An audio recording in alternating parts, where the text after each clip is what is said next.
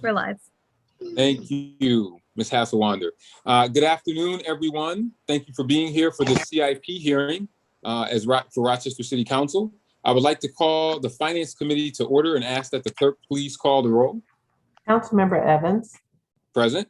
Councilmember Harris. Here. Councilmember Patterson. Here. Vice President Lightfoot.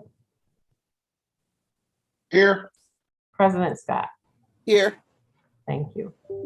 Thank you. And please note that we are joined by Council Members Gruber, Lupien, Melendez, and Pio. For the CIP hearing, we will go section by section from the CIP booklet.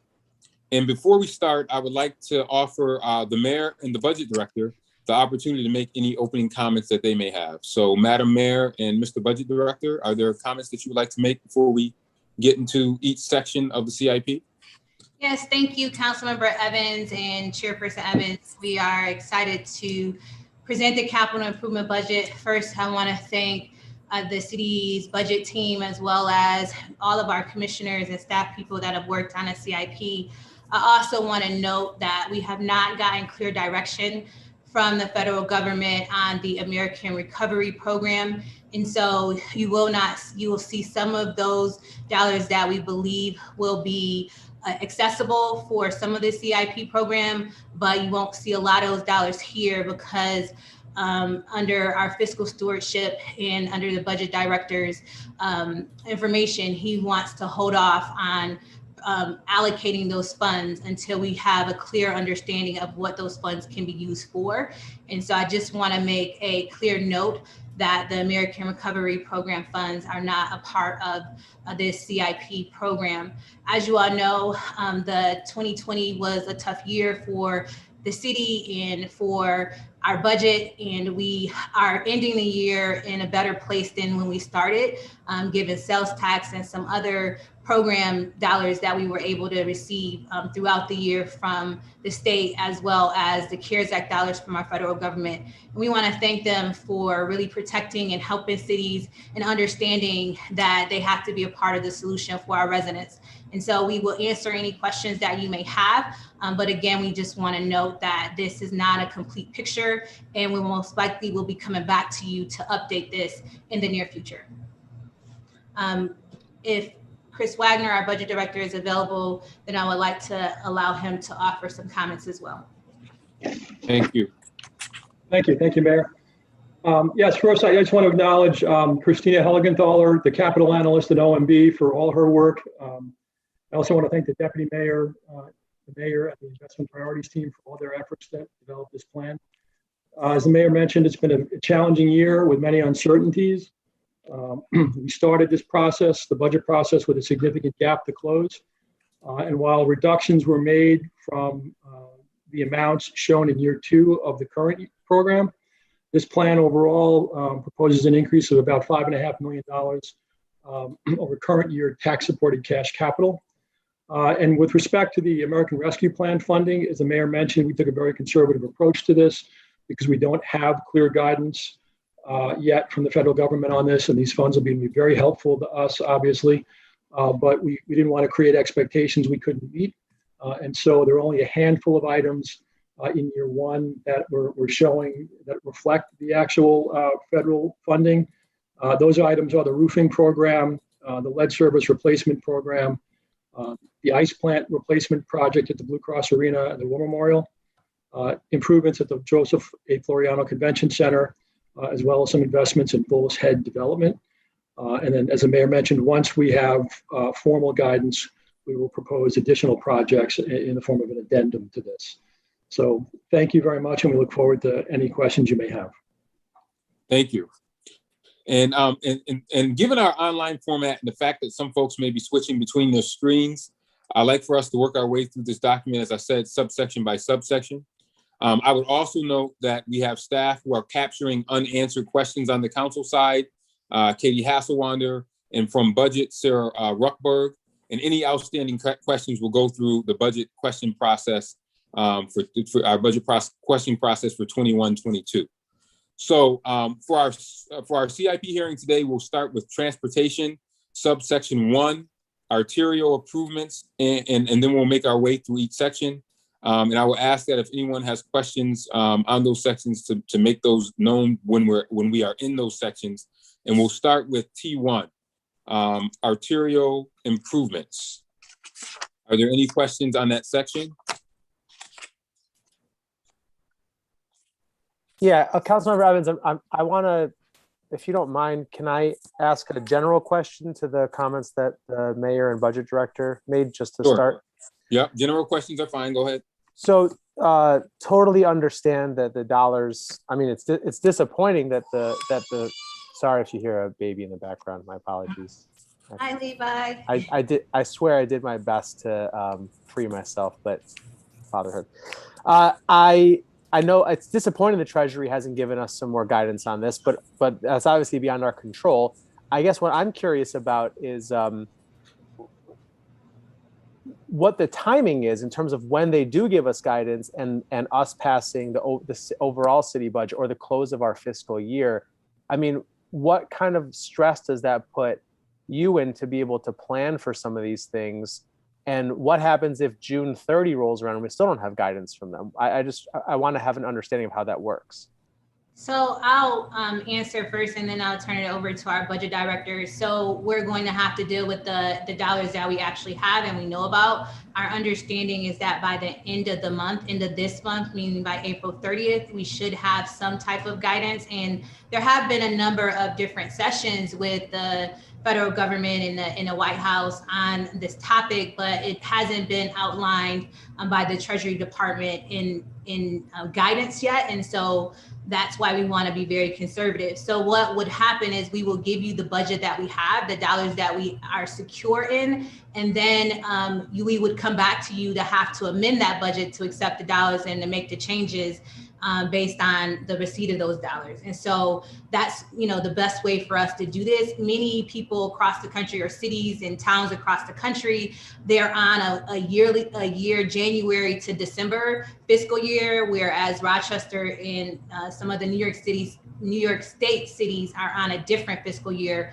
from July 1 to June 30th. And so we're hopeful that we'll have some more direction by the end of this month. However, if we do not, we will prepare the budget based on what we know and then come back to you to amend that budget based on the guidance that we receive. Thanks, that makes sense. And I guess just one follow-up question, and I'm sorry if I'm going to end up asking different versions of this question over the next hour. It's not my intention to. I don't envy your position. It's a very difficult position to have to be in to try to figure how this works. But I think part of the concern too is, at least what we've heard and what I think a lot of people have heard, is that these are going to be one-time dollars that need to be spent. We're not going to have an opportunity to put them into operating budgets necessarily for long, because they're not going to be there long term.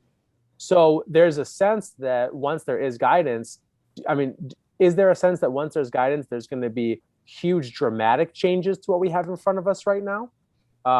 Assuming what you think is going to be true is actually in writing and is true? So when we talk about programs, and I think that the message that we have provided to our commissioners, and of course we'll provide to the public when we know more about what we can do with these dollars, is exactly what you said. These are not real operational dollars where you can, add a whole lot of staff and, because at the end of the day, you're going to have to sustain them. And I believe that all of the funds have to be spent by 2025.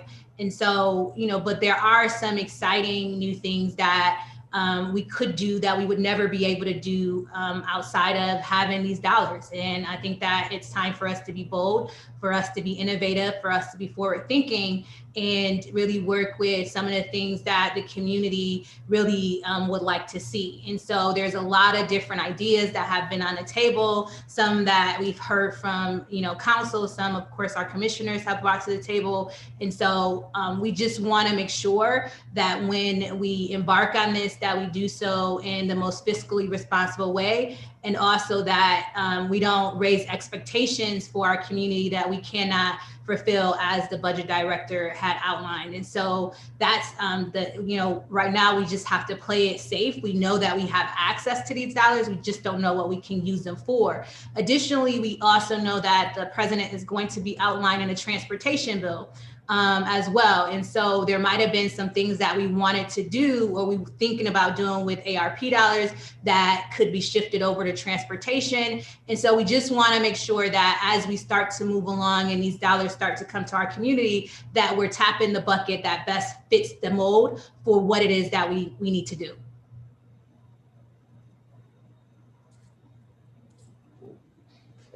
Okay. Anyone else on T1 arterial improvements? Councilmember Gruber, did you have questions on T1? No, I'm good. Thank you.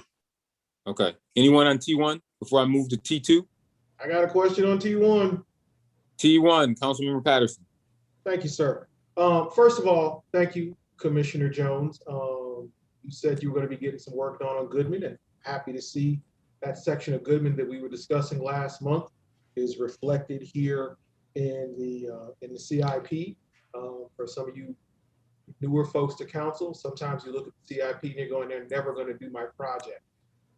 Actually, if you watch year by year, they walk through and they get your project done. So thank you for wearing the road. All of that to say, as the mayor was saying a minute ago, there may well be an opportunity for federal dollars for transportation. If those dollars are made available, is it possible to move up this T1 project for North Goodman Street to this cycle as opposed to waiting until next year? I think ultimately it depends. It all depends on what the guidance and the outline for those dollars would be. So for example, whether we're competing for them or they specifically say these are for, chip seal or for arterial or for, residential, we would need to know that guidance first. There may be like another round of Tiger funding and we would be able to move up the, Inner North project. We're all on a Zoom call with the Hinge neighbors and the Mark Review Heights folks and the Gold Place neighbors. So to answer your question, it's unknown, but it's possible. Thank you. Councilmember Lupien, I think you had something on T1, specifically on T1? No, sorry, it was T2. Okay. Anyone else on T1 before I move to T2? I do, Councilman Evans. Yes, Councilmember Pio, T1. Oh, I'm sorry. Continue. I'm on. Okay. All right. Councilmember Lupien, T2. Street Yes. rehabilitation. Yep, I got a couple of questions. Gibbs and Swan Street. I brought this up last year, but I know that, there's talks about it potentially becoming pedestrian. And I know that we kind of had like a little pilot of that. It didn't necessarily work out because of COVID, but just wondering, the 90,000 for this coming budget year, is that for design? And, I anticipate, I guess I'm anticipating that, neighbors would be, and business owners would be involved in that.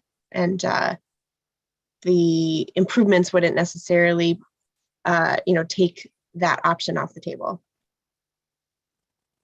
I'm sorry, when you mean that option off the table, what do you, I'm not understanding. When I talked about it being pedestrian. Oh, no, as we do street design, we of course have to, and we always engage the neighborhood association and those neighbors and those business owners that are along that strip. And so, that will not change here. If the neighbors and going through that process, we discuss this design, that would be an option that we discuss with them, but I'll have Commissioner Jones give more specifics on that. Councilperson, thank you, Mayor. Councilperson Lupien, the initial funds are for design, and part of our design structure is to engage the community. I know the mayor and I have had some discussions with the new senior VP at the U of R on some potential opportunities on Gibbs Street, and we're too early to really discuss some of those impacts. But of course, there'll be a very vigorous, engaging community civic engagement process throughout all these projects, especially down here. Thank you. Next question is, when pavement milling and resurfacing happens, is that when you also go through and do the lead line service? Yes, if I may, very astute. You're exactly on track. That's exactly when we take the opportunity to do the actual lead service replacements. So our strategy is to make sure that once we're on that street, we don't want to have any more penetrations on that street. For example, we had a street that was in very, very poor condition, a street off of Fernwood, where we're going in, we're going to do the milling on that street. We'll mill the street down, make it very drivable, and then our water works, our internal staff will go in there and do the replacement of the lead services. It's a small enough street where we can do it in-house. We'll be replacing 25 lead services. So when we're there, we don't want to disrupt our citizens on a routine basis, but we'll go in, mill it, allow our waterworks staff to come in, replace the lead services, and then we'll come in and restore the pavement. Thank you. Last question, I think. Yep. Is so the pavement preventative, there's nothing in here for this coming budget cycle, and just kind of understanding, like I can't imagine that we're just not gonna, maintain the roads. So this seems like it's maybe a subset of the services that you guys provide. So just wondering if you could maybe explain that a little bit. Well, we will have resources in prior year's budget that we have the ability to utilize those funds to do our preventive maintenance work. And that preventive maintenance is chip seal, and everyone loves chip seal. So we're definitely going to do chip seal and M&R works on different projects this year. So it's not that we're not going to do it, it's that we're using resources from prior years. Got it. Thank you so much. Thank you. Councilmember Harris on T2.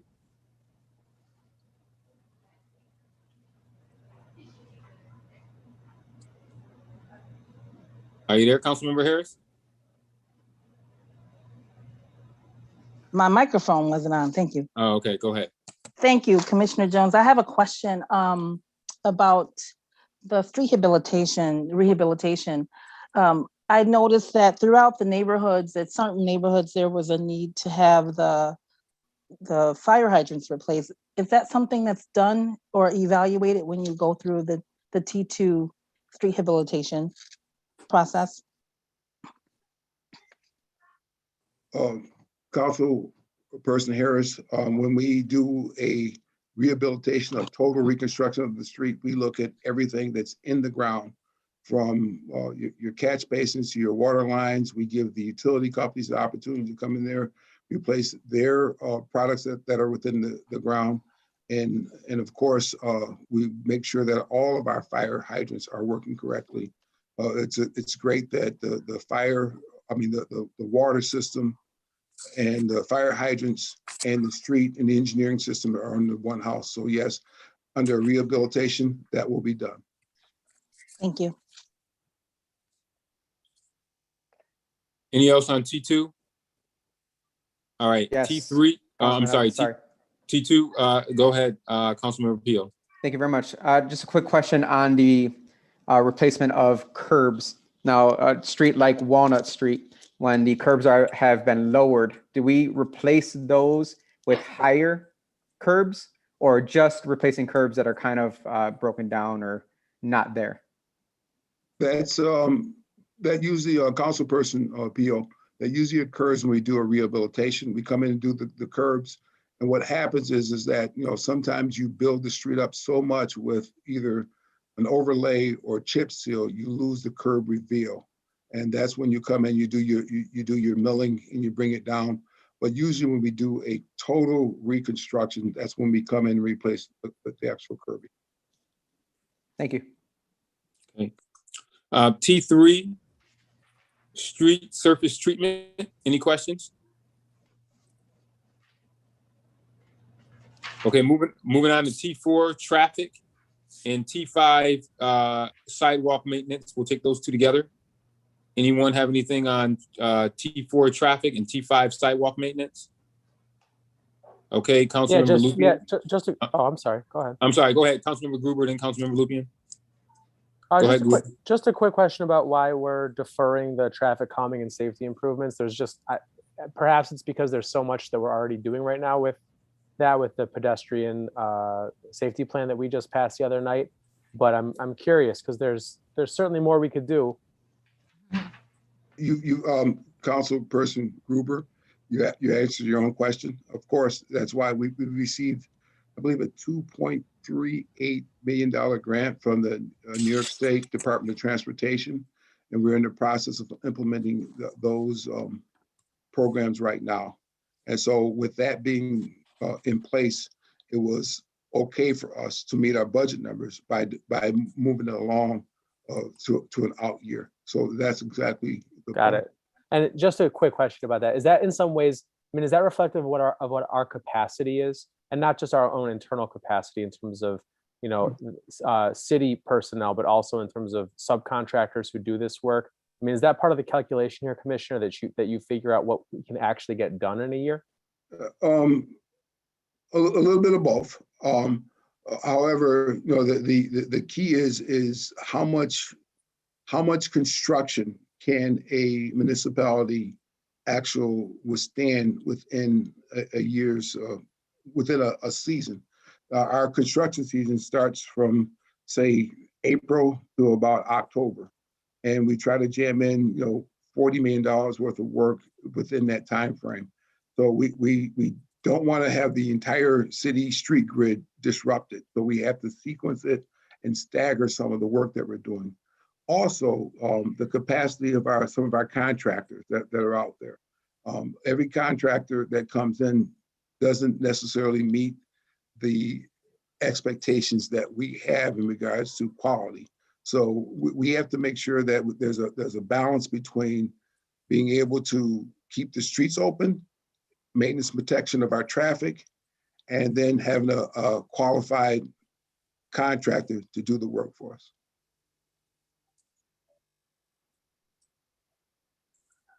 Councilmember Lupien, T4, T5.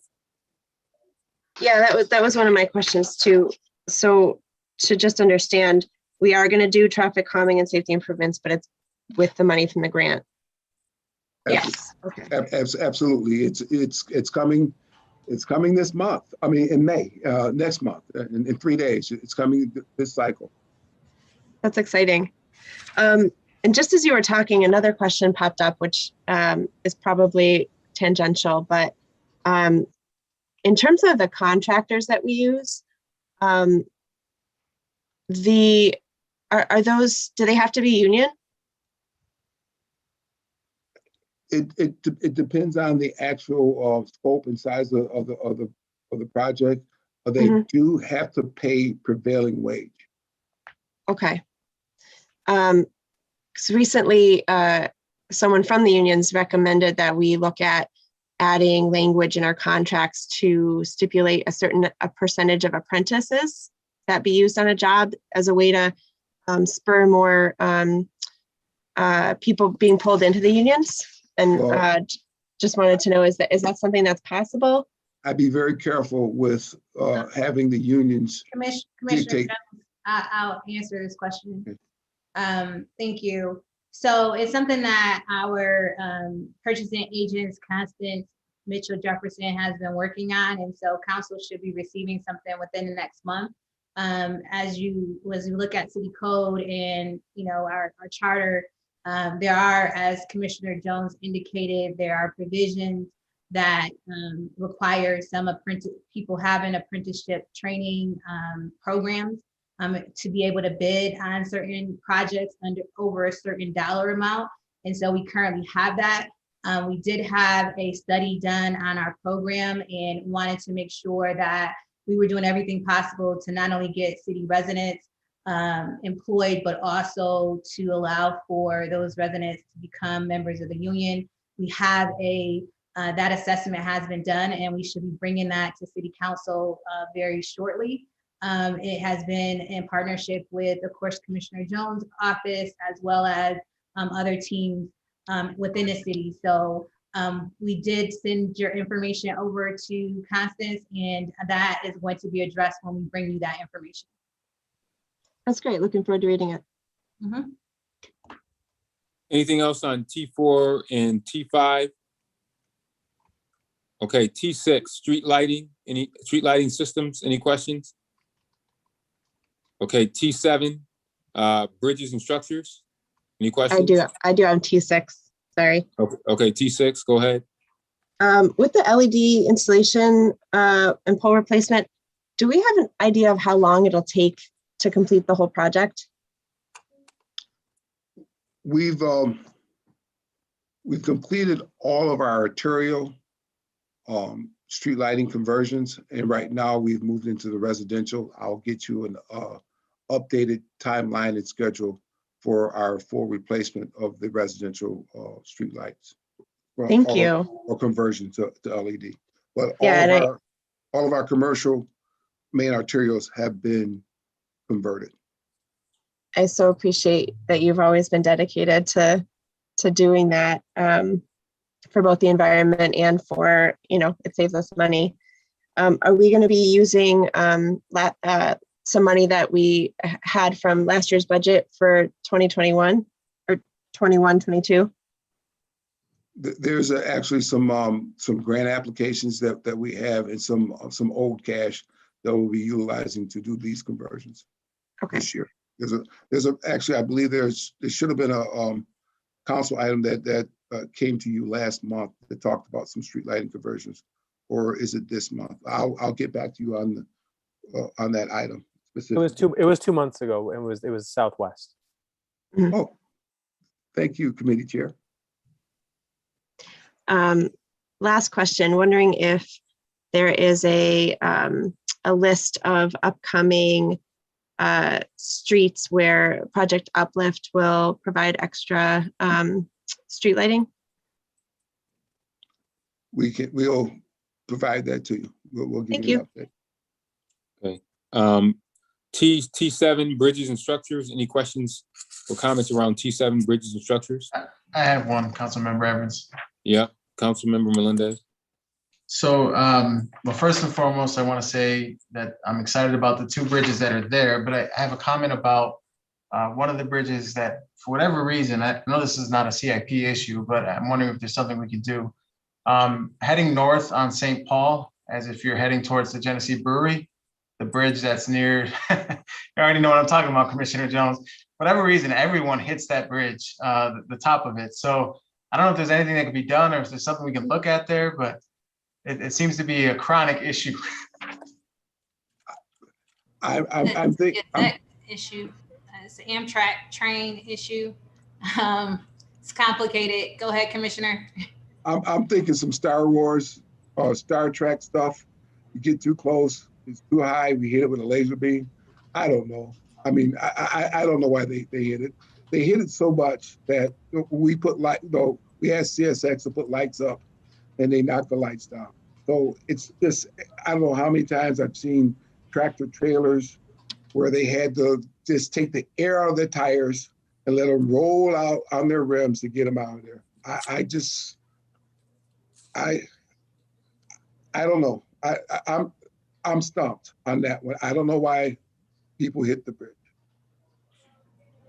And we will engage CSX and see if they can do something, if they found some type of remedy to this problem. Thank you. Okay, let's move on to the Councilmember Evans. Councilmember, I have one question on T7. Okay, go ahead. And it's probably a question that I'm going to ask a couple times in a couple ways. Ponte around a running track bridge. I totally understand that we don't have guidance yet from the feds, but if in fact, can I ask it this way? If in fact we do get guidance, is it possible that those two things would jump up in priority? They both seem like incredibly significant projects for Rockford Riverway and also, frankly, for safety. Is there a chance that those would jump up if there's clearance? About the RINs, before I jumped on this meeting, I just signed meeting invites virtually to our design committee for our community engagements. Over 40 people who have been invited, and that's for Pasta RINs, and we're moving on a very good pace. The running track bridge is we're doing design to stabilize that, and it has been Gay Mills from Genesee Land Trust. She's put in an application to Congressman Morelli for additional funds so we can complete all of the components of the running track bridge to connect it to El Camino. So those things are in the works right now. So the one thing that could happen with that is the positive thing is that we could make the running track bridge more accessible and connected to El Camino. It's a huge opportunity, and I certainly hope that if we're looking for capital projects when there's guidance from the federal government, I would certainly advocate for that being a place that we put some. Thank you.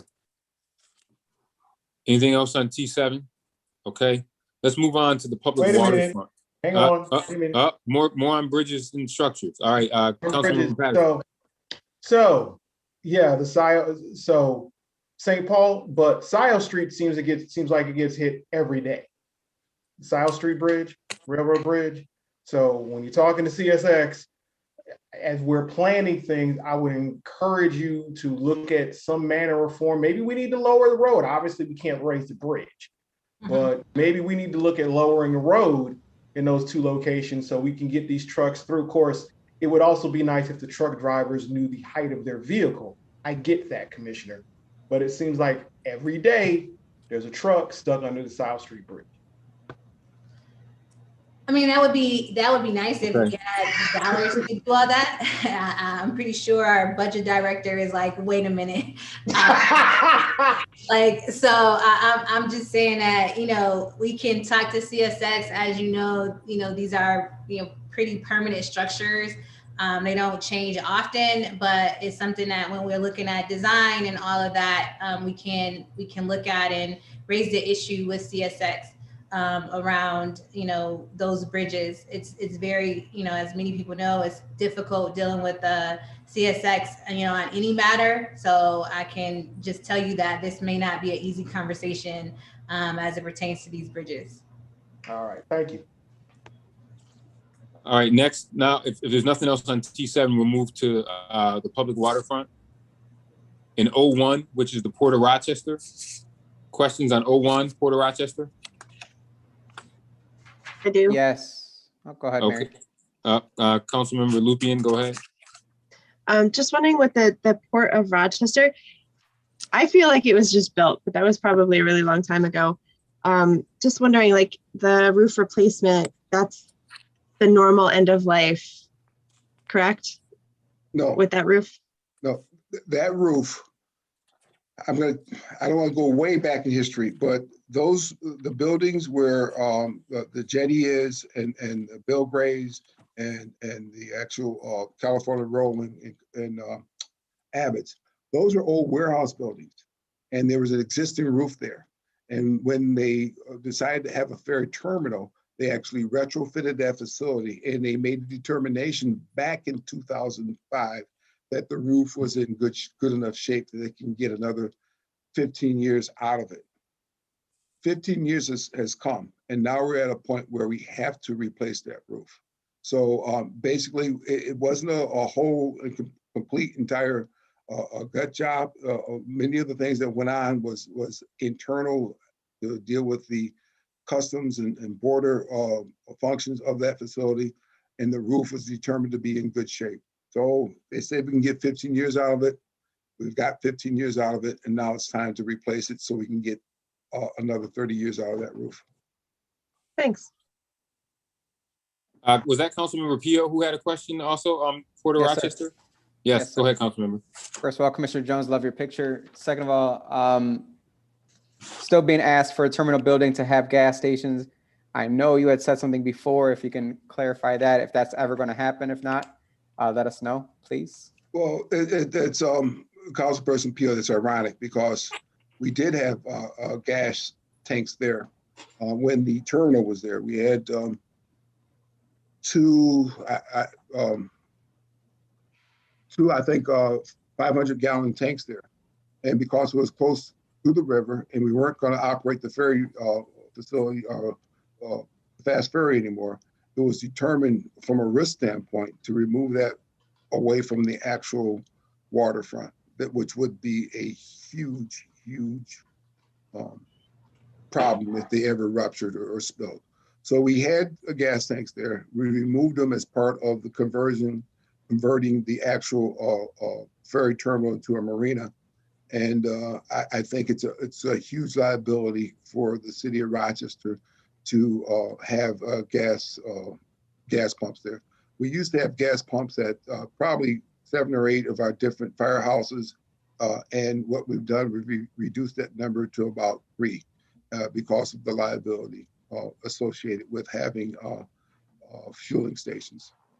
Now, is that the same as same reasoning why we do not have the how do I put this, the refuse from the boats as well? I don't understand. If they wanted to get rid of the stuff from the bathrooms on the boats. There's a container there. There's refuse there, and I'm not familiar with that as an issue. I can check and get back to you, but we do have the ability to handle all types of refuse. We have our solid waste management team. They collect there, and we do recycling there. So I don't think there's an issue with us handling any type of solid waste coming out of the marina. Thank you, Commissioner. Thank you. Anything else on 01? Okay, let's take 02 and 03 together, which is Lake Ontario and Genesee River. Questions on those? Councilman Evans, I got one for 02. Okay, go ahead. The beach house looks like we're doing a whole new construction of a beach house. Can you give us the explanation why not just fix the Roebuck Center instead of building a whole new beach house? Councilperson Peel, the Roebuck, Mayor, if you want to answer. Oh, I was just going to say the Roebuck Center is owned by the county. And so, as you know, when we went out there last summer or early fall or late fall, I know the commissioner can update you on their discussion with the county parks director and what's going on with the Roebuck Center. I think that they've had many discussions on this. This is at Durand East Bend. And so this is at the other beach that the city actually owns and operates. So that's the reason why you would see that in this one. This is at Durand. Sorry, that's my fault. I just think everything is Charlotte. And actually, we have 2 beaches, 2 beaches. And actually, Durand is a much cleaner beach than Ontario. The water quality is better there. It has less days which it's closed. And there was actually a beach house at Durand up to 1959 when the city decided to get out of the beach house business and put all their resources into the Charlotte or Lake Ontario Park. So I think this is a good opportunity for us, and much of this we're going to have, I believe we're going to receive some support from New York State to make this a reality. Commissioner Jones, could you just update Councilmember Peel on the discussion with the county parks on the Roebuck Center? Yes, I will. And I want to, let's do this offline because we can take this whole opportunity here. Yes. But I think we got a good approach that we need to talk about, and really activating that space is going to be important, especially as we move through this pandemic thing that we're getting ready to get out of. Thank you very much. Okay, anything else on Lake Ontario and Genesee River, 02 and 03? Okay, we'll move on to 06, which is the transient Marina Development. Any questions on 06? Okay. Next, we'll move to my favorite section of the CIP, the water system. W1, the distribution system. Any questions?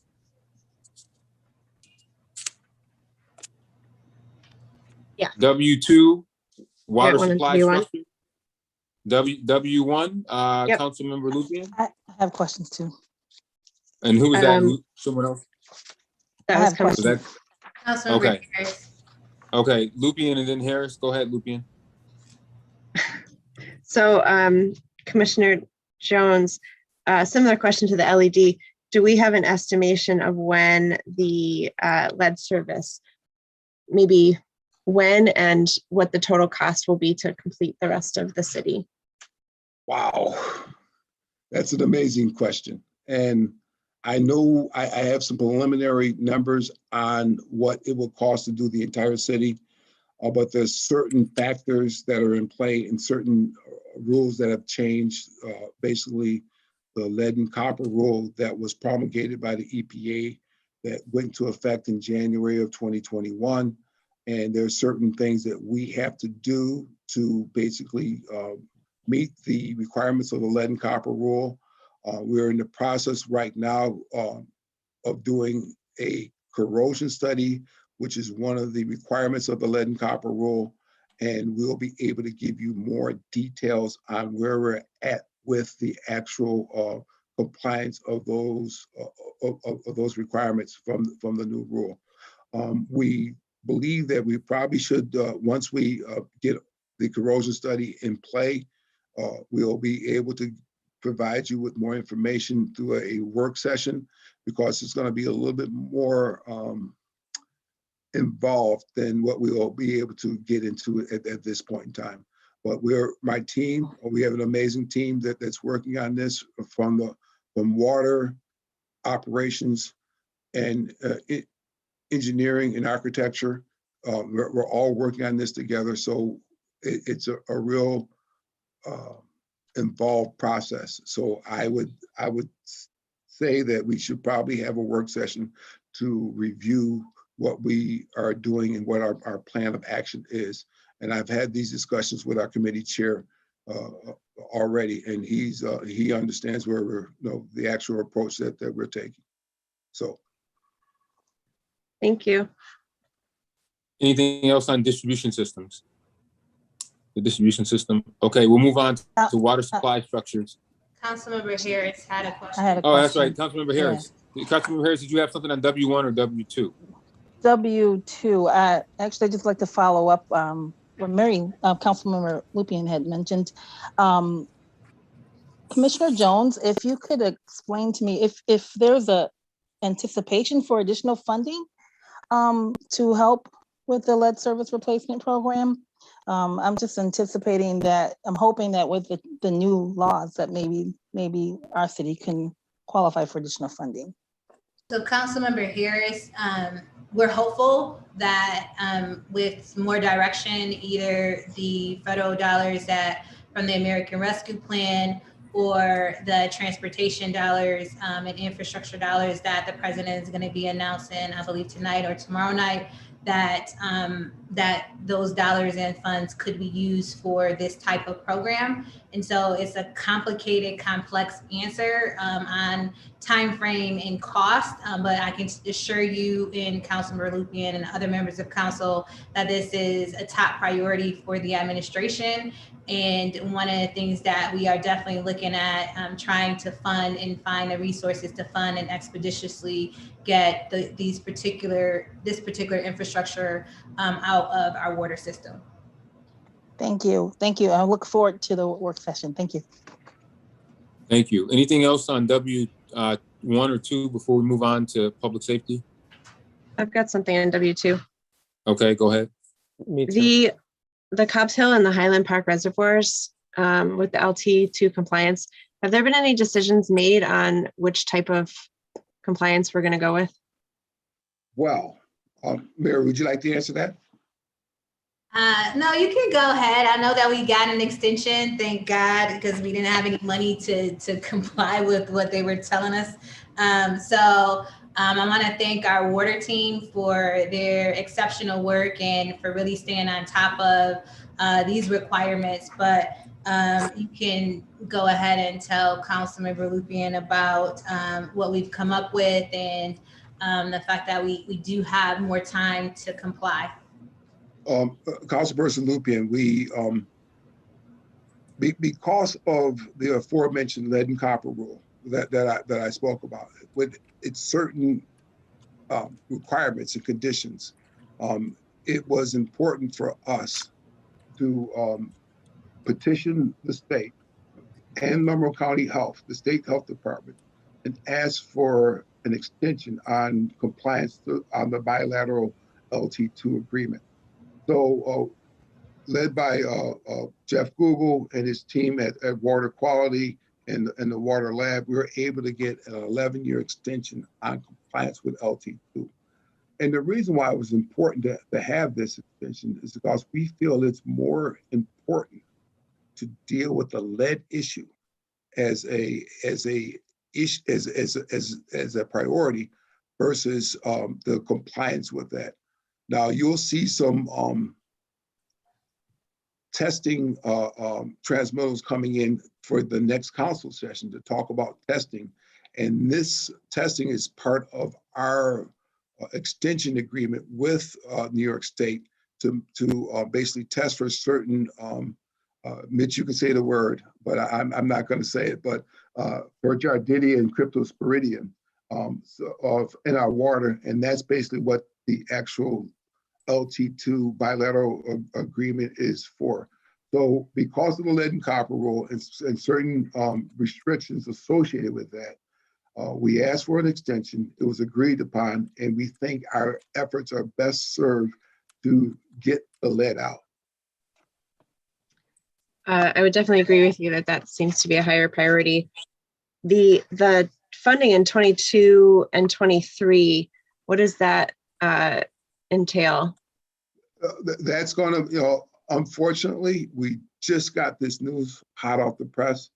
And what we're going to do is ask the budget department to push that out and potentially utilize those funds on other things. But right now, okay, we can push that out to an out year, at least 8 or 9 years from now. Sounds good to me. Thanks. Okay, Councilmember Gruber, you had something on W2? Yeah, I understand that answer, Commissioner Jones, and I agree that lead is priority. I would just say that, again, broken record, if this is a one-of-a-kind opportunity and we have more dollars to spend on capital than we typically have. I mean, I've been on council now for, this is, I guess, my 4th budget cycle. Is that right, President Scott? And I would say that this has come up every year as we've been talking about the reservoirs and the huge expense that we know is eventually going to come. And I just can't stress it enough. I hope that if we have the opportunity to use these dollars to address these things, that we do, so that in 5 years we're in a better position. But it sounds like we're on the same page with that. Absolutely. I will say too, I'm in no rush to cover up the reservoirs. So I'm hoping for the other kind of treatment. Fingers crossed. All right. Yeah. Definitely hear you from many of the neighbors and the people that walk the reservoir, the Cobbs Hill Reservoir, that the covering up is the last option. And as Councilmember Gruber says, as we start to look at funding streams, that's one of the things that we are going to look at. Okay. Anything else on W2? Yes, Councilmember Evans. Yes, Councilmember Pio. For the filtration plant and related renovations, does that include the one in the Northwest on Maplewood Drive, or is that county? That's, we haven't had, because of COVID and the relating restrictions, we haven't had the opportunity to bring you out to our filtration plant. Our filtration plant is in Hemlock. It's about 40 miles to the south. When Councilperson Evans and Councilperson Gruber and Vice Chair the vice chair came in, Lightfoot. We brought them all out there, and I would extend the invitation to you and Councilperson Lupien once we have the restrictions lifted. And sorry, Willie, I'm sorry, Councilperson Lightfoot, for doing a brain fog on your name. So, but yeah, our filtration plant is 40 miles to the south of here. It's in Hemlock, New York. And it's beautiful. Everybody should see it for sure. Anything else on water structures, water supply structures? Okay, we'll move on to public safety, and we'll start with P1 and P3, apparatus and small equipment. So P1 and P3, questions on P1 and P3? I have something for P3. Okay, go ahead. So for improvement to facilities, I see it's under firehouse equipment. Is that to the firehouses that will be doing improvements? The actual, that's fire equipment. Okay. The firehouse falls under facilities. If I may answer, Commissioner Jones. Yes. Kathy. Yes, I'm Kathy McManus. I'm from the fire department. And the firehouse equipment funding is for minor repairs to firehouses, as well as miscellaneous equipment that doesn't necessarily fall under the typical office equipment. So for instance, refrigerators and stoves, because firehouses are a unique use. So that's primarily what that money is used for. I might also add that it's also reimbursable through the 2% fund, which is a funding stream that is for the benefit of firefighters that we receive from. Pardon me? No, I just got confused by it said improvement to facilities, so that's what threw me off, but I appreciate the answer. Okay. Anything else on apparatus and small equipment? P1, I do. P3? Okay, Councilmember Lupien. Wondering if it's possible to get kind of a list of, for the police small and SWAT equipment, what equipment that would be funding? Sure, we will provide that to you. Thanks. We do have a small list here. Some of it would be body armor. We have money set aside for body armor. Our vests last about 10 years. We're looking to replace our scuba inflatable boat. We're looking to replace our surveillance equipment, which would be our GPS tracking system and covert cameras and the modems that go with that. Night vision goggles for SWAT, and also a mini bomb robot is the list that we have at this time. Is that a partial list or a complete list? I can look into that for you, but that was the list that I was given, but I will make sure Okay. if there's more that I can get that for you, okay? Thanks so much. You're welcome. Councilmember Evans, I just Chair have a Evans. quick, oh, go ahead, President Scott. I'm sorry. Chair Evans, I have a question. I'm sorry. Yeah, Where, yes, is that President and Scott? perhaps it's for Budget Director Wagner. Where would any plans for work on the at the Animal Center go, Verona Street? I don't. There are a number of concerns and questions about that building, about it being dated and needing equipment and just needing renovation and all of that. Yeah, so Where would that go? yeah, so that's under municipal facilities in that section. Okay, so I'll look for it when we get there. Yeah, and there's a project that's shown, further out. It's, showing some substantial funding further out, but that's where that's located. Okay. The other question is, we recently authorized rental of a storage facility for evidence for the police department. Is there, I had a question during agenda review as to, the question actually was whether or not there had been consideration of buying a container. And the answer I got back didn't really relate to it. So I'm asking that question again. Is that the type of thing that should be included here, since we often have evidence that needs to be stored? We will look into that, Council President Scott, and get you a better answer. I'll make sure that we do that. Thank you. Councilmember Evans, just one quick question. Go ahead, Councilmember Gruber. Yeah, just wondering, back to the police small and SWAT equipment, the 235, it's obviously a smaller number than years out. I'm just wondering if we can get a sense of how that compared to the last couple of years. No need to answer that right now, but if you wouldn't mind, Director Wagner in the responses just giving us a sense of how it compares. And then just a quick question on tasers, which is also in P3. I'm wondering, what is the 81? Is that some type of service replacement? Because it's obviously very consistent across years. It is. That is to replace our tasers. We purchase about 50 a year, and that is to outfit the new taser operators, as well as the warranty on the handles of the tasers is only good for 3 years, so we have to replace those out as well. Thanks. You're welcome. I have a follow-up question on that one. Oh, okay. Hold on before I get to you, Councilmember Lupien. Anyone else? Yes. P1 and P3.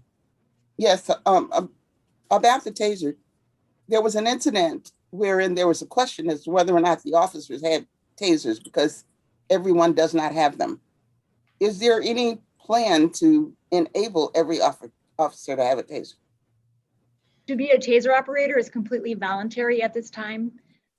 We'd have to have further discussion if we're going to have everybody outfitted with a taser. It would be extremely expensive. Is that something that has to be negotiated? I mean, you don't get to decide whether or not you carry a gun. So I know that this is something that the chief and her team are looking at, because there's a special type of training that you need in order to carry a taser. And so as part of their training review process, this is something that she will be bringing up on this issue. And of course, if we can increase the number of taser, we will look at if we can make it mandatory. And so we'll take a look at that, and I'll make sure that she does. Thank you. Okay, Councilmember Pio and then Lupien. Okay, so question on the police patrol rifles. We just have a number 8 on it. That's 8,000? That is correct. $8,000 on rifles per year seems very low. That's what we budgeted for. We can purchase 5 rifles with that amount each year. And right now we have all of our patrol rifle operators do have their own rifle. Again, that is a voluntary position to have a patrol rifle. If the number increases, then we'll have to put more money into that. Okay, and any thoughts on putting some funding towards the non-lethal shotgun, the salt bag shotgun? Can we purchase more of those? The beanbag guns? Yes. We could look into that. Right now, we have numerous beanbag guns out in every other car in our department has one in the trunk of the vehicle. So we could look into that as well. We do have quite a bit right now. Beanbag guns, we have about 125 beanbag guns right now. And that is something that we can look into as well. Okay, just asking because the one incident where it took a while for someone to get there with the beanbag shotgun. That's all.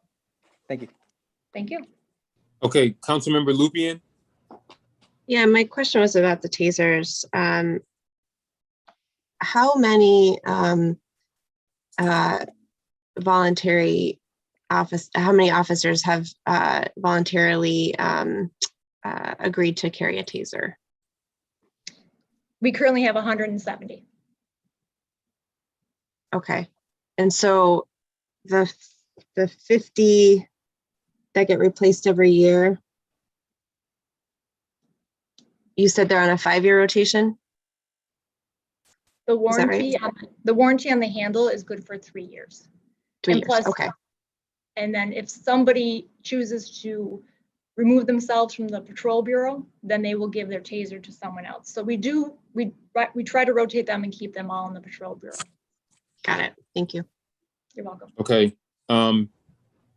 If we can move on to P6, fire motor equipment, P7 motor equipment, and P8 emergency communications equipment. We'll take all those together. Questions on P6, P7, and P8? Councilmember Lupien, you have one on P7. Go ahead. Do. So I'll probably be asking this a lot about vehicles. And I know that going electric is an extra cost, but you know, with the federal money, knowing that we have that out there and can have a one-time potentially chance for investment, but you know, how feasible is it to, as cars are being decommissioned, to replace them with electric vehicles? Overall, you know, we are looking at becoming a cleaner, greener city and have been completely committed to making sure that we do more as it pertains to our emissions. And so I can, if Commissioner Jones is still on the line, him or someone from his team and Spalding can talk a lot about what we're doing about being greener. You know, as it pertains to electric vehicles, I know that we have put in electric charging stations at many of our parking garages and in our even out here at City Hall's parking lot. But I will ask Commissioner Jones to talk a little bit about our electric vehicle replacement and also charging stations. Well, Mayor and Councilperson Lupien, what a timely question, because at our staff meeting this afternoon, Ann Spalding, our manager of DEQ, just came up with an exciting new program that we're going to be participating in. Ann, are you on? Yes, I am. Thank you. Could you please update? Sure. Yes. Thank you for the question. There is a new program that just came out from the New York State Department of Environmental Conservation. It's a grant program that provides funding for municipalities in particular to help them with the cost of purchasing electric vehicles. And it's a rebate program up to $7,500 per vehicle. And the amount of the rebate is dependent upon the EV range of the vehicle. So for example, a Chevy Bolt, which is all electric and has a range of about 259 miles on a full charge, would be eligible for the $7,500 rebate. The program also provides funding for municipalities to install additional electric vehicle charging stations for the public. So we're looking at locations where we could potentially install additional publicly available electric vehicle charging stations. That's great. Great. Do you have a concept of kind of the cars that we've been purchasing and to replace them with an electric vehicle? What's that differential? Well, I'm going to ask our fleet director, Joseph Ladelfa, to answer that. Yes, currently we are going to purchase more electric vehicles. We have been purchasing electric vehicles. Right now, our municipal parking fleet is primarily electric vehicles or hybrid vehicles. So as we're replacing them, we're looking at the use, and it's possible to go into an electric vehicle. So right now, 654 of our vehicles in our rolling fleet of 1,400 are alternative fuel vehicles between biodiesel, E85, and CNG and electric.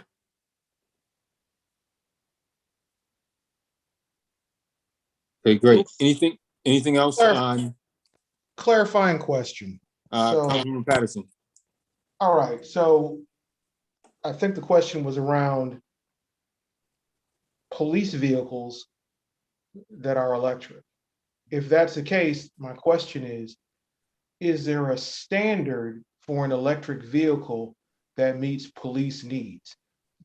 We have a couple of Chevy Volts painted in RPD colors.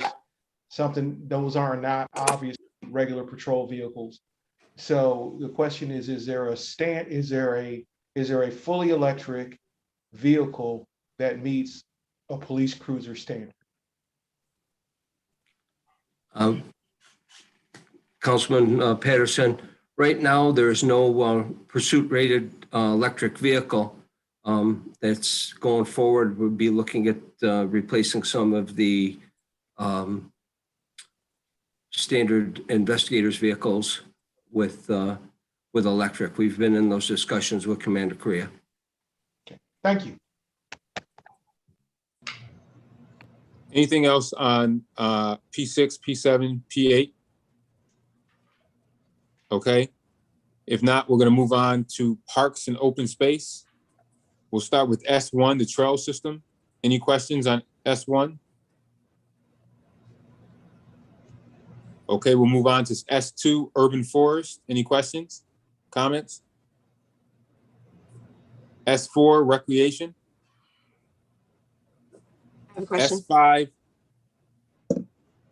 I'm sorry, did you say something, Councilmember Lupian? I did. I have a question on S4. S4, recreation. Go ahead, Councilmember Lupian.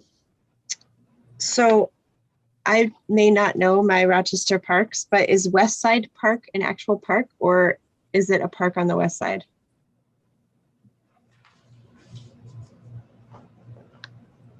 Genesee, are you saying Genesee Valley West? That's Genesee Valley Park West. Genesee Yeah, because Park West? it just said in West Side Park, so I wasn't sure. Yes, Which it's page oh, I'm sorry. Go ahead, Commissioner Torres. it's the west side. That's the reference to that Got it. portion of the park. Thank you. And there's just a couple of, so the fitness court, just want to say, like, in COVID, it seems like a good thing to implement. So just wondering if being pushed out, is it all being pushed out, or is some of it going to be started with last year's budget remainder? The funding for the fitness court is pushed out, but there is also an opportunity for grants and sponsorship around that, as we did with the first one. We'll continue to research that. Okay, thank you. And then for the Genesee Riverway, as part of the Rock the Riverway, is that going to get reimbursed with Rock the Riverway funds, or do we kind of like have our own projects that line up with the general idea of Rock the Riverway? It all depends on the project. Some of the projects are funded through several different sources. A lot of times the city has to put in a portion, and then the state, sometimes like it's 80-20 or it's 90-10. And so it all depends on the specific project that we're looking at. And sometimes the state may fund it 100%. And so specifically on the East Side Main Street, Rock the Riverway initiative, Commissioner Jones or Budget Director Wagner, if you want to talk about this particular amount, I believe that this may be the city's portion. Usually when we see another, you would see another funding stream underneath that would say like State of New York, funded by the State of New York, or funded by this. So I believe that this is a portion that is funded by the city, since it says general debt. That, Mayor, once again, you're correct. Yep. And that's our portion, and the state's portion is about $12 million. Got it. Thank you. Last question about the Waterways Rowing Center. Is that utilized by U of R, or do they have their own? It is utilized by U of R. Do they finance any portion of it? So they work directly with the nonprofit partner that we have operating the space currently. And so there's a nonprofit that operates it, and they work directly with U of R and any other party that is using the Waterway Center at this time. I guess I mean more in terms of like, so when you say they're working with the nonprofit, are they, is there a fee that they pay to use it? Yes. Okay, Yes. got it. Okay. Yeah, I was just wondering, with these things, is there an opportunity for U of R to contribute to helping maintain it? Okay. Councilor Evans, I have a couple on P, whatever. We're on S4 recreation. You have questions on that? Yes. Yeah. First, just want to say kudos to the administration for bumping the skate park up, phase 2 design. I think that's incredible. I think it's been just a absolutely remarkable project down there. So really happy to see that. I also love seeing the park schematic concept study. I think there's a lot of efficiencies to gain, and certainly hope that we talk about some shared agreements with the county when that happens. But my question is related to parcel 5. I know it's years out, but there's a pretty significant investment that shows that we're going to be taking out debt for it. Is that the KC Live concept, or is there something else that we're going to eventually be talking about taking money out for? That's an option. Of course, we want to put it in the CIP. It's an option, but of course, our planning department is going to embark on a robust community discussion. This summer we're going to, we're looking at, entertaining space and entertainment space, and working with the convention center to program it. And so based on what we hear, what we talk to the community members about, and the entire, getting the entire city engaged, I believe Kevin Kelly is on the line from the planning department to talk about that community engagement aspect of it. And then we would know more, but we wanted to at least put some funds aside in out years so that, we would know exactly that we're going to do something in this space coming up. Got it. Thank you. Okay, we'll move on. Is Kevin Kelly on the line, or did he? Mayor, this is Doreen. Oh, hi, Doreen. I thought that you that you had to step out. So, all right, go ahead, Doreen. So, yeah, I mean, we're in the process now of turning it into a temporary. The city's in the process of turning it into a temporary space, and we're going to, at the mayor's request, we're going to reach out to the community to get some engagement around the future of parcel 5. So that still remains to be seen what will happen in the future. It kind of depends on, plans that the community is willing to support. Okay. Anything else on S4 recreation? Yeah, I do. Lupien, Councilmember Lupien? In terms of programming, could you, I've been getting a lot of questions about, if somebody wants to have like a kickball game there, or something kind of really low intensity, not charging a fee or anything like that, does that still have to get booked through the convention center, and is there a cost? We would recommend that they book through the convention center, only because there may be somebody else that has already reserved the space. And so I just think that it would be very important to make sure that the convention center, they're going to be, maintaining the master calendar. And so we would just recommend that they go through that, just as they would rent any space that, our recreation department or our parks department actually, rent out. And so we would recommend that they do that. I do not believe that all events will have a fee associated with it. So we can talk to Jim Brown and our communications department about that for something as you spoke about. But we have a number of different parks and other locations that, are not rented out, that people can have kickball games at and all of that. Yeah, that would be helpful to understand, how people can kind of like use it organically. Thanks.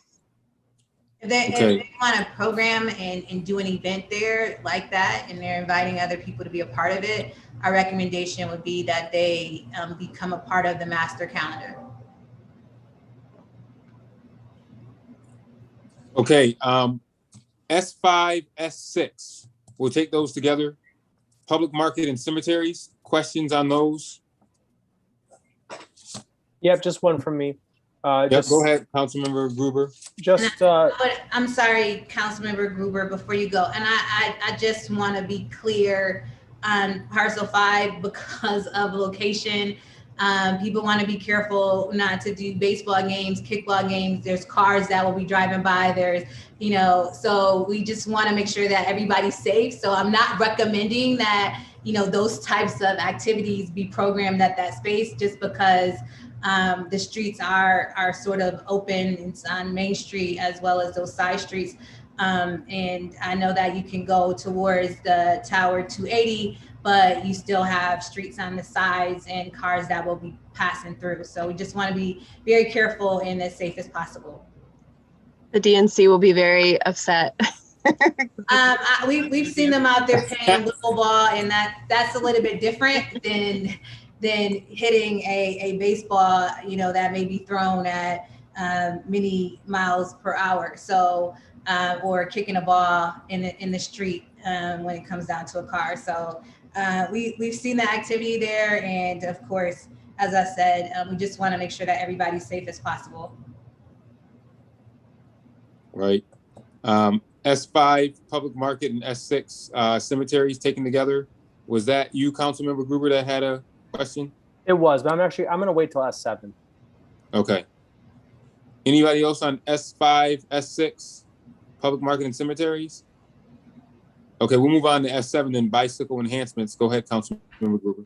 Thanks. So I just read the great report that that administration provided related to the public market, about the kind of assets over there. And one of the key findings was about connecting the public market to the rest of the east side through bicycle and pedestrian walkways, which I think is a great recommendation. And I'm wondering, there's not much in S7 outside of the U of R. I'm wondering if there's an opportunity, or not the U of R, but that part of the city. I'm wondering if there's an opportunity to bump up some of the recommendations, at least from a design perspective, that came from that public market study. And then just a separate but related question is around our bike master plan. We certainly we've done a lot for bike infrastructure in the last couple of years. I'm just wondering, I believe we were in the process of redoing the bike master plan and how that fits in to the greater CIP. So 2 questions. Thank you. So we all know that, as we repair our streets and redesign our streets, that biking and making our city complete streets where you can bike, where you could walk, where you could utilize a scooter is something that we're committed to. I will turn it over to Commissioner Jones to talk specifically about that connectivity to the public market. I know that that's something that has been discussed, and given the bridge and CSX, it's a little bit complicated sort of discussion, and it's something that we think that there's been a number of different proposals and ways that we can possibly make that connection to the neighborhood of the arts.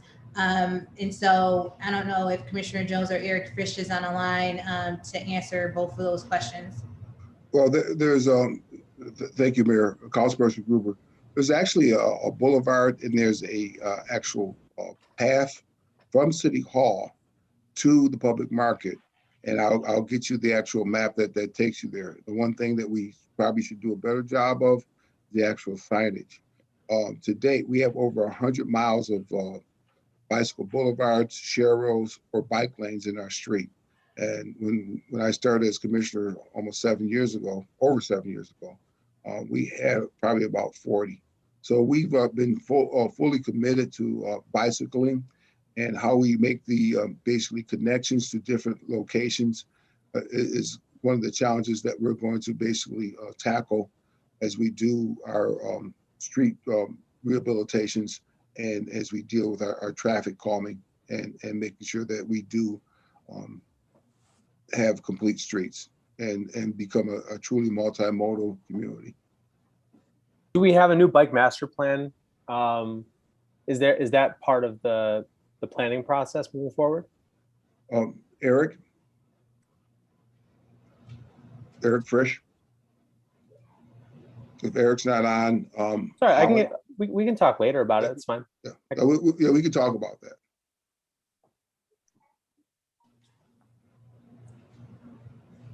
Okay, great. Anything else on bicycle enhancements, S7, before we move on to economic development?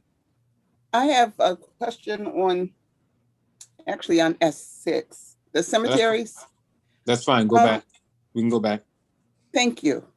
We were very mindful some time ago about the imminent exhaustion of the cemetery as an asset in terms of use. I don't see any numbers here to indicate we're doing anything to offset that, like in terms of major development, whether it's of the mausoleum or anything of that sort. Well, Council President Scott, we have completed an actual study that will look at the actual utilization of burial sites and the actual opportunities to enhance our life cycle of the cemeteries. And the approach that we're taking is actually utilizing, and the trend has been to utilize more cremations and scattering gardens. We're in the process right now of putting together an actual design and going out. We're in design and ready to go out to bid on the actual renovation of the cemetery to actually implement scattering gardens there. And that's been the trend. And we're doing more cremations and scattering gardens. And we believe that we will extend the life cycle on the cemetery. I'm told about additional 10 years from the actual study that we had that said it'll go down that we'll lose all our burial sites in 2030. I believe we've extended it out to 2040 and beyond. But I'll get you those exact numbers. But we're actually in the process of building out more scattering gardens, and that's been the trend. And thank you so much. I'm glad to hear that. I'd like to see that. And the life of the crematorium. The crematorium, we're in good shape. We just did new retorts. They've been replaced. We had a great meeting with our team talking about the approach. And we're just making sure that we reach out to all the funeral directors, making sure they know that we have the best value in town in regards to the actual cremation, and the system is working and it's operating fairly well. Thank you. When it passed by Council President Scott, the cemeteries, I was like, oh, this year she's not gonna ask about it. No chance. With no such luck, no such luck. That's a standard Council President Scott question every year. I knew it was coming. Sir. But when I was getting ready to move on to economic development, I said, oh, Council President Scott didn't ask a question, but there it is. We'll move on to I have a question. Councilmember Lupien on S7 bicycle enhancements. I do have one on that, but I also just wondered, now that President Scott was bringing up the cemetery, do we have a program to provide cremation for indigent folks? We work with the County of Monroe to provide funeral services, but we also, through our Victims Assistance Program, we help with some funding. And so it's a partnership, and I know that Commissioner Torres and her team have been working with many families on that. And I believe that the county has upped the amount for indigent burials. And so that's a part of their program and what they've been as part of their human services. But for victims assistance, there's also some funds that have been allotted for funerals. That's good to hear. My question on S7, the Elmwood Avenue Collegetown cycle track, some bike advocates had mentioned that some of the signage was a little, and the signaling was a little maybe awkward. Wondering if there's, any designs or plans you could share about the signaling and the signage for the Eastern Extension. Well, Eric Frisch is not on the line, and so he would know more about that, but we will definitely work with the cycling community. We know that I believe that Councilmember Gruber has been very active with Rochester biking organizations, and they have several meetings, and Eric is a part of that. So if they have a problem with some of the signage, we would ask that they raise them at that meeting, and we will take a look at that. Okay. I just to go back, I missed questions on the spray parks. There's a couple of spray parks that are getting pushed out. The rehabilitation of. Will they still be operational this year? Which section are you referring to? We were on S7. Are you still asking questions on S7, or did you go back? No, I said I had to go back to the spray park, which was S4. S4. All right. Yeah, go ahead, Councilmember Lupian. Yeah, yes, the answer to your question is all the spray parks will be operable this summer. Thank you. Okay, thank you. If there is not anything else under parks and open space, let's move on to economic development. Economic development will start with E2 and E3. We'll take those together. E2 is downtown, the downtown enhancement district, and E3 is neighborhood development. Any questions on E2 and E3? I have one on E3. Was that Councilmember Harris? Yes. Go ahead.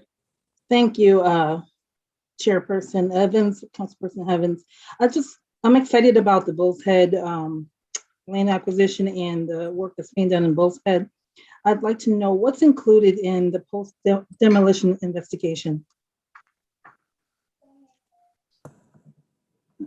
I'm sorry, which one are you referring to, Councilmember Harris? You're saying the demolition? The post demolition investigation. That's on DS side, but that includes the environmental aspects of, demolition and cleanup. Okay, so you're looking for certain elements that, to make sure that it's safe. I mean, can you go into a little bit details about that? So we know that there's materials that are in the ground that need to be removed and remediated on the Bull's Head site. And want to congratulate the City of Rochester team, the MBD team, and the DES team for securing a grant from, I believe, the EPA. It was $850,000 recently to do some remediation of this particular parcel of land. We also have secured and are working with the master developer for this property. So it's moving along, but to be specific about your question, it's really, we've demolished a number of buildings over there. We have a couple more that we need to demolish. And before you can actually build on the site, you have to remediate it and remove toxins and other materials and minerals that may be in the ground. And so that's what we're talking about and doing, post demolition investigation. Thank you. Thank you. I'm excited. I'm looking forward to it. Many of the residents are asking questions about what's going on. And then there are those residents who are very familiar with what's to come, but they would like to know more about the timeline because it's just taken so long. I'm looking forward to seeing the final product. Thank you.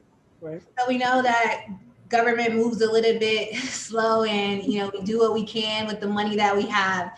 And so we thank council for being very supportive of acquisition of property and working with us to really look at this site and bring in a master developer and all of that. And so I know the commissioner and his team, both of them, Commissioner Jones as well as Commissioner Kirkmeyer, they have a timeline. Now that we have selected a master developer, we are in the process of negotiating that contract. Once we're able to do that, we will start to move fast and hopefully be able to really get this, the development happening here sooner rather than later. We have a lot of interest in the Bull's Head project, and we're excited about what's yet to come. Commissioner Kirkmeyer, do you have anything else to add to that? No, I think you covered it, Mayor. There's going to be some different information coming out in May that we'll be able to share with the community, and hopefully, we'll be able to get a contract in place with the master developer, engage the community, and get, everybody on the same page moving forward. But it's a lot of positive news, as the mayor alluded to. We just got information and news on an $800,000 grant that's going to help out. But we're in really good shape right now. There's 2 properties that we have to acquire. It's really the rear portions of 924 and 932 West Main, just the rear portions of those properties. And then everything except for 4 West and 806 Brown and the plaza has been demolished. So we're in really good shape and we're moving forward. Thank you, Commissioner Kirkmeyer and Mayor Warren. Appreciate the hard work that you guys put forward on behalf of our community. Thank you. Councilmember Lupian, you had something on E3, neighborhood development? Yes. So I see that Project Phoenix doesn't have any money allocated for the next budget. Is that something that we're going to use prior year capital for? Yeah, we still have about $46,000 on hand from last year. And we met with Kareem Berry the other day. They have severed their relationship with the Rochester Careers in Construction to create their own not-for-profit. They're still partnering with the trades union. They still are intending to partner with the Community Land Trust. We're going to meet with them again in a couple of weeks to kind of sort out what their current needs are compared to what they were last year and see that we can meet those needs. So, you know, we think that we have enough on hand right now to cover their needs, but there possibly could be an opportunity with the American Rescue Plan as well if we feel like there's another need that they have. Yeah, absolutely. Thank you. Anything else on E2 and E3? E4 and E5? Land acquisition and environmental compliance? Yeah, council members, I'll ask a quick question on E6 on environmental compliance. Go ahead. So all that great news about Bull's Head, wonderful, but of course then immediately put your eyes to the next project, and vacuum oil. I see that comes up twice in E6, and I'm wondering if there's a sense that 24-25 is going to be the year that cleanup is done there, based on what I see in the CIP. Is that a reasonable goal or expectation? Commissioner Jones? Yes, that's reasonable.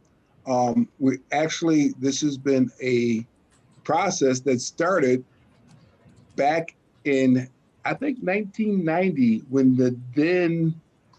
the budget director was working for Mark Greger, and he discovered vacuum oil. So it's all his fault.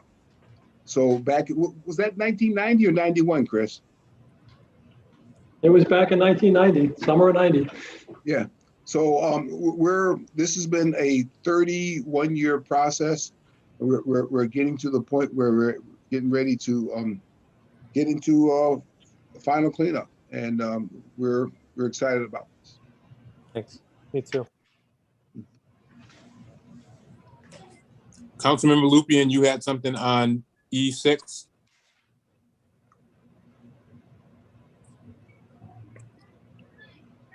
You're on mute, Councilmember Lupian. Of course.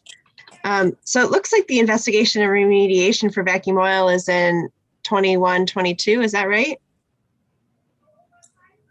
And then 24-25 is the landscaping and extension. I assume that's the path through the park. That's actually there's roads, there's paths, there's some street services that we have to do there. Okay. It's very extensive, the amount of work that's going to go on there. Yeah. So do we yet have a cleanup level identified? Yes, we're working with ExxonMobil, the DEC, and our outside counsel to basically put together the actual order or consent order, in which we'll enter into with all the parties, in which the actual site will be cleaned to a certain standard. I believe Ann is on the line, and Ann can give you some more information on the actual level of cleanup there. Sure, thank you, Commissioner. So currently we have a remedial alternatives analysis report that we've prepared based on the investigation of the vacuum oil sites properties owned by the city. That report has been submitted to the New York State DEC, and it's currently under review by DEC. So once those analyses are evaluated, the city will select a cleanup remedy for the site. And that will be in coordination, obviously, with all interested parties, including ExxonMobil, as well as other property owners in the area that are also doing their own brownfield cleanups. Thanks. I know that neighborhood is advocating for level 1 or level 2, and hopefully with these federal funds, that might be something that could also qualify to bump it up depending on how what you guys decide. So thank you. Okay, if nothing else on E4 and E6, we'll take E7 and E8 together. E7 housing and E8 focused investment.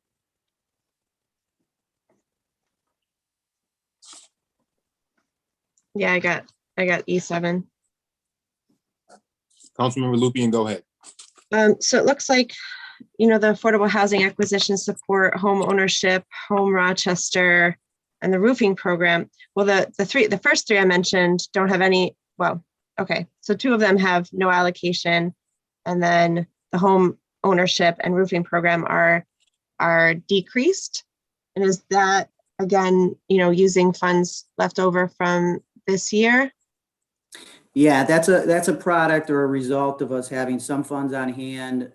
But additionally, we have submitted and fully intend to try to get some of this funding from the American Rescue Plan, certainly to create some owner occupancy opportunities. But for now, yeah, we have money on hand in each of these programs to cover the year. And some of this is also funded through CDBG. Yeah, some of it is funded through that. So the home buyer program, that has several different sources of funding. So this particular source of funding in CIP is for our residents above 80% AMI. So we have some money on hand. We know what our annual clientele is at that rate, and we know we can cover it for this year. Okay. Yeah, because I know the roofing program especially is one that is highly utilized. We fully support a large ask of the American Rescue Plan should it qualify for that program. All right, thank you.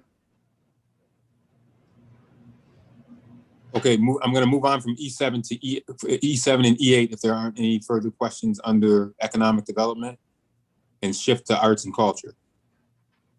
Okay, let's shift to arts and culture. A1, public art. Any questions or comments? Yeah, do we have, go fine. I would just love an explanation. It's a bigger investment than usual. I'd love, does this have to do with the 1% for the arts type of work and the Arts Commission that you've talked about, Mayor Warren? Yes, and we have been working with the Arts Committee. They have been established, I believe, is Justin Roy from Communications on? Mayor, I'm on the call, yes. Okay, Justin. Sure, we've established the Arts and Creative Community Committee, or what we're calling the AC3 Committee. Want to give credit to Kevin Kelly and Planning for their help there as well.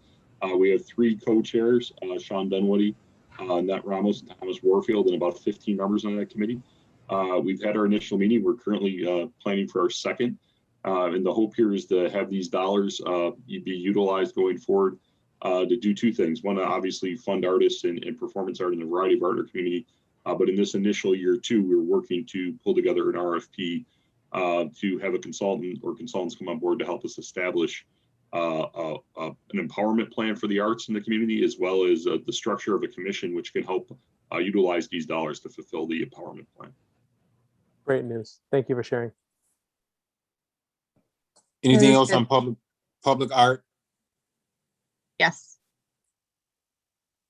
Go ahead, council member. I was just gonna say that is good news. Wondering if we could get, if there is a list of planned projects and the members of the committee you were just talking about. We can gladly share the list of members of the committee. The projects will be planned by the committee going forward, so there's not a definitive list at this time, but certainly there'll be a lot of public involvement in creating that list. Great, thank you. Okay, if there's nothing else on arts and culture, we'll move on to public facilities. We'll take F1 and F2 together. F1 is the Blue Cross Arena at the Rochester War Memorial, and F2 is High Falls. Questions on F1 and F2?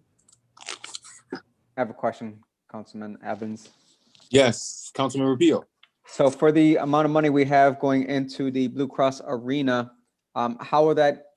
what are our plans to try and bring back the big ticket items like the Disney on Ice and the Jehovah's Witness conference? How will this amount of money help bring back those big ticket items? So of course, the public market is now operated by Pagula Sports, and we work, and so they book the acts and all of that. Given what's happened with COVID, we don't know when we will have big ticketed events or big events at that location. But I know that is something that they're keeping an eye on. And of course, they want to bring, people back into the arena as, as much as we do.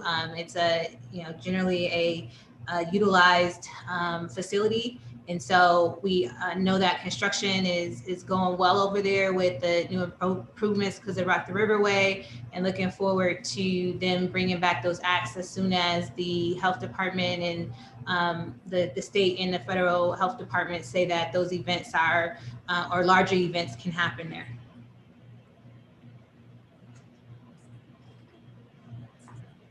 Anything else on F1 and F2? Okay, we'll move on to F3, Sports Complex. Questions on F3?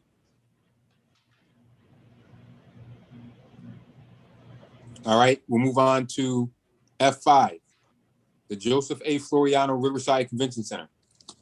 Questions, comments? All right, great. Let's move on to municipal facilities. M1, City Hall. Hard to believe this virtual environment has been our City Hall council chambers for the last year. City Hall. Anything on M1, City Hall? All right, we'll move on to M2, Operations Center Complex. M3 is library facilities. M4, recreation and parks facilities.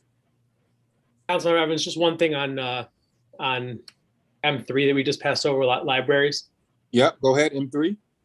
Thrilled to see Maplewood be part of the CIP. I know it's been talked about for a long time amongst library supporters and patrons. Would this be a new facility, or would it be renovation of the existing one? Hello, Councilman Gruber, Councilman Patterson, I saw you wave. I'm Bree Harris. I'm the finance manager for the library. Patty had to step off. She's working on the search for our new executive director for our foundation tonight. This would be an expansion of the existing footprint, but also the potential involvement of other partner programs. And the funding in next fiscal year, starting in July, is the design to be able to help us start that public process. Maplewood, Lincoln, and Lisle are our three libraries that were our top tier libraries from our branch facilities and operations plan. We are working diligently on projects related to all three of those facilities now. Thank you. It's really exciting. Hello. Councilmember Patterson. Okay, so if it's libraries, you're going to get it now, you're going to get it at the budget. So here we go. The Northeast has one branch library. We are the poorest district in the city of Rochester. Some of y'all districts have 3 libraries. I'm not hating, but everybody else has got 2. So my question, plain and simple, is what is the plan to add a second library in the Northeast district, and when can I expect to see it in the CIP? Well, the one thing I can answer first is that Maplewood has been the priority that we have been advocating for at the library side for several years. We are very happy to see that in the CIP. Now that that is there, we will begin to start looking at the Northeast. But I do want to mention Lincoln, because the Lincoln Branch Library, I'd like to give thanks to both MBD Real Estate and also DES for setting aside parcels to allow us to expand the parking at Lincoln, which will be part of this upcoming project. So we are very grateful for that. The project will also include a reimagining of the entire footprint of Lincoln and a connection visually to the toy library, which is something we've been looking for a long time. So I will not comment in detail on Pulaski or your district, Councilman, but know that this is, I think, for the CIP, a big step forward, that we are making achievements across all of the top tier libraries that we were looking for in our plan. And we're very grateful for that. Okay, well, this is the standard question, so you'll also be hearing it at budget time. Okay. Thank you. All right, we got Council Patterson's standard question and President Scott's. But be prepared for it at budget, because you know you're gonna get it. M4 is recreation and park facilities. M5 is water facilities. M6 is general rehabilitation. I have a question on M6. M6, Council Member Lupien. The chamber building priority 1 building systems. Can someone give a description of what that is? Would you like me to take that, Dr. I would like that very much. I'm going to talk to Dr. Daniel Lyman Torres.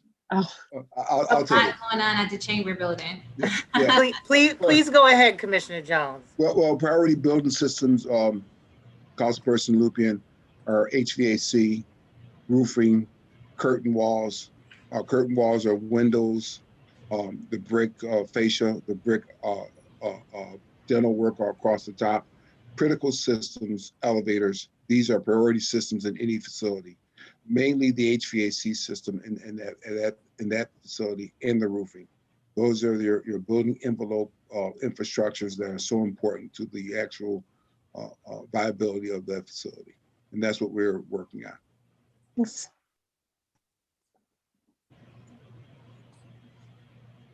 Okay, we'll move on to M7 garages. Any questions? Yeah, I have a question about the control system software. Is that,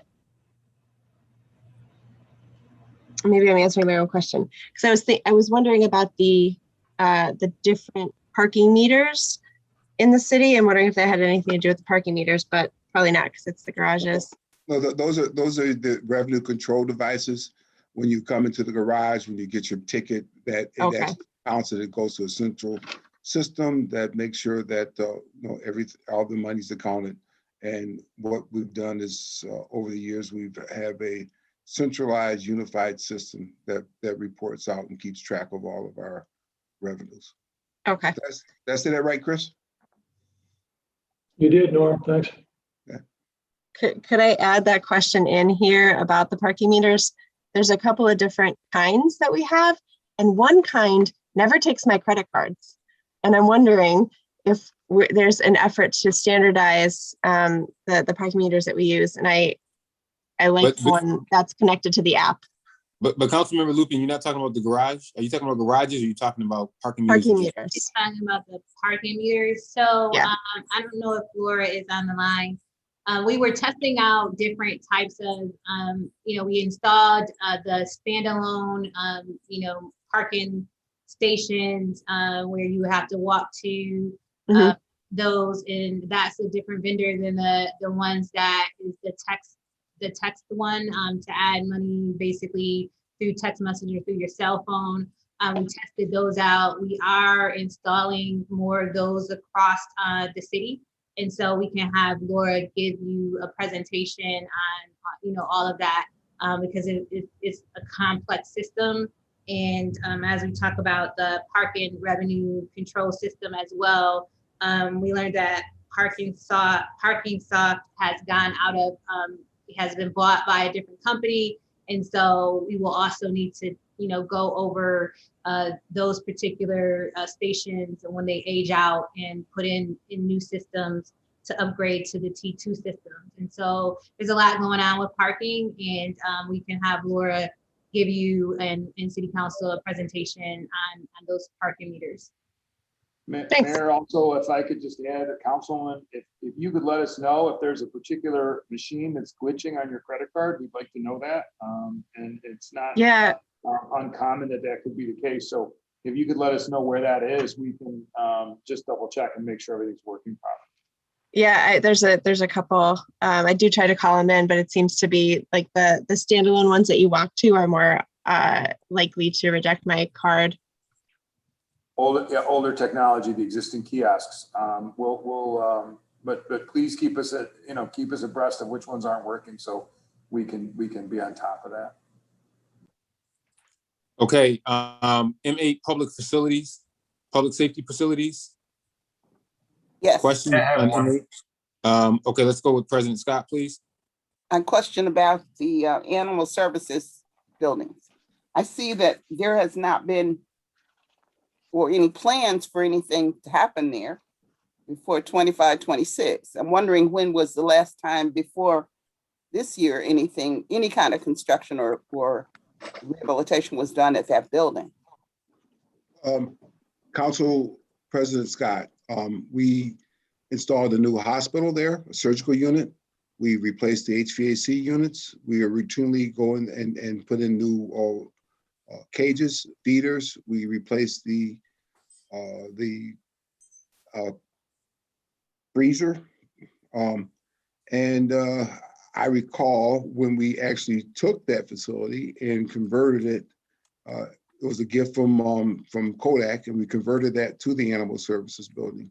I remember the original animal services building on Central Avenue, which was probably a postage stamp compared to what we have now.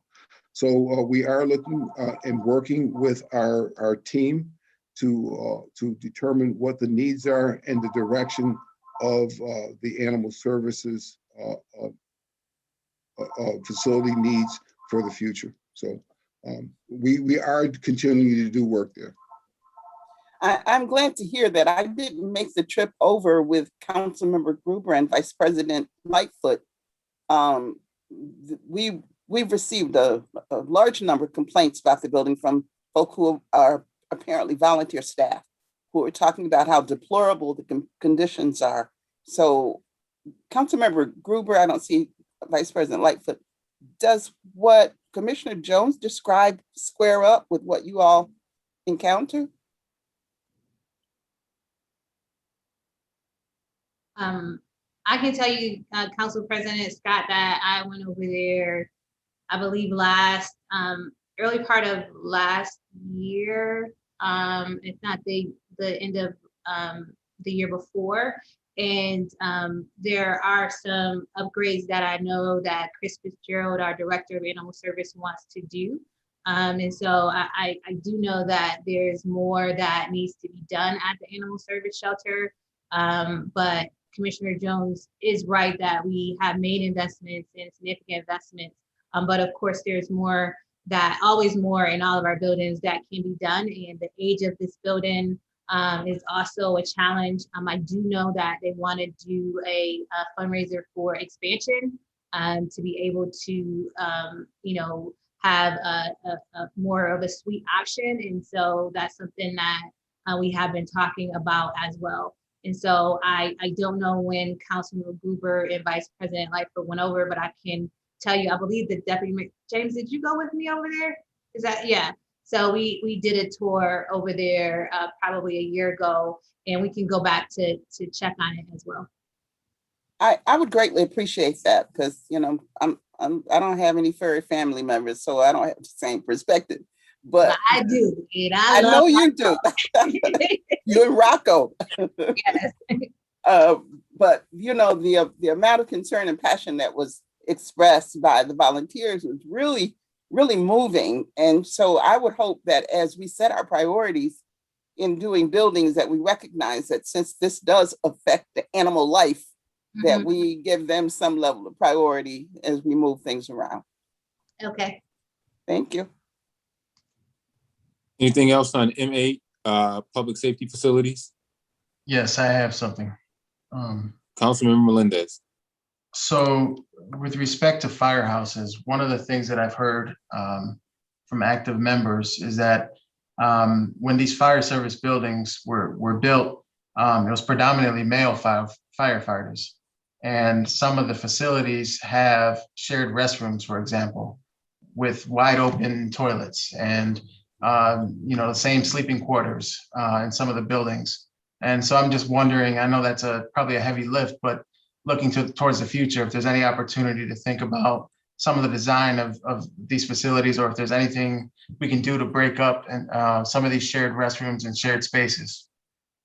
I know that's been initiated. Former Chief Jackson had been working on that, and I know that Chief Hernandez is continuing those efforts. Chief Hernandez? Yes, that's one of the reasons, as you see, we also put in for a fire facilities needs assessment. And one of the reasons for that are for those reasons exactly. Great, thank you. M8, anything else on M8?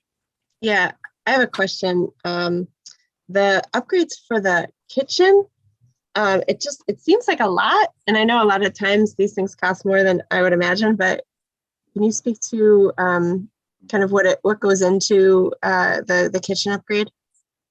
Oh, Chief, would you want me to do it, or? Okay. Yep. What goes into the kitchen upgrade is actually putting in a fire suppression system, because these are considered commercial rated kitchens. And when we do a kitchen at a firehouse, if we do a kitchen at our center, if we do a kitchen at City Hall, they have to have a suppression system that's associated with it. Now, some of the best cooks in the city of Rochester are located at the firehouses, and they really do put on a spread. And they live there 24/7. They're on duty, and we don't. We build out a rated kitchen that's going to meet the heavy demand that they have 3 meals a day, 24/7, and that's why it costs so much. The main thing is that actually we have to put in a fire suppression system and commercially rated fixtures and appliances. Thank you. Okay, if there's nothing else on M8, we're going to move to the business equipment section, and we'll start with B1 and B2. B1 is office equipment, and B2 is small equipment. We'll take those two together. Is there anything on B1 and B2? Okay, B3 is technology. Are there any questions on B3? Okay, we'll take B4, PSI, B5, business equipment, and B94, client technology solutions. We'll take those ones together. Anything on B4, PSI, B5, business equipment, and B94, client solutions technology. Okay. And then let's move on to B96 and B97. B96 is network telecommunications and security, and B97 is security and surveillance taken together. Questions on B96 and B97? I have a question. Okay, go ahead. So expanding video storage of body-worn camera, is that just because it's accumulating, or has the requirements changed about how long we hold on to it? So, there's a lot going on with body-worn camera equipment, and we want to look at being able to redact a lot faster than we have been doing in the past. And so they're looking at that. They're looking at where we currently store. Currently, all of our storage, I believe, is on the mainframe or is stored in-house, and looking at a cloud option. And so there's a number of different procedures that the body-worn camera system is going through in that infrastructure. I'm not sure if Bill is on from IT, but that can be one of the things that we present on when we present to you what we're doing around IT. But I know that the police department as well as IT have been looking at new infrastructure around being able to redact quicker and get this information out faster to the public, as well as the way that the body-worn camera is stored and where it's stored. Yeah, Mayor, Bill, it's Bill. I'm here. Hi, Hi, Councilmember Lupien. How are you? I'm right. How are you? Good. There have been some changes in the retention policies that we've had to deal with. That's number one. As the mayor stated, there's been a lot of different changes in body worn camera and video footage as a whole. And they're currently looking into a new body worn camera system. So yeah, it's pretty much a growth that results in the added storage. I mean, in a nutshell. And like you say, the more being able to redact quicker and stuff, there's space, it may need to make extra copies of things so it can run through them quicker and things like that. So I hope that answers your question. Yeah, it does. Thank you. You're welcome. Final question on surveillance. Is it possible to get a list to get an idea of how many blue light cameras are in the city? Yeah. Yes, absolutely. We can get that to you. Yes. Thanks. So Councilmember Mary Lopian, all of that information is on our open data portal as well. Oh, thank you. The blue light camera locations? Yes. I didn't know that. Thanks. You're welcome. There you go. B96, B97, any other questions on B96, B97, network telecommunications and security? I do. And security and surveillance together. Councilmember Pio. Thank you. I'm seeing, I don't see anything related to drones. Have we discussed that at all? Is that in conversation for next 5 years?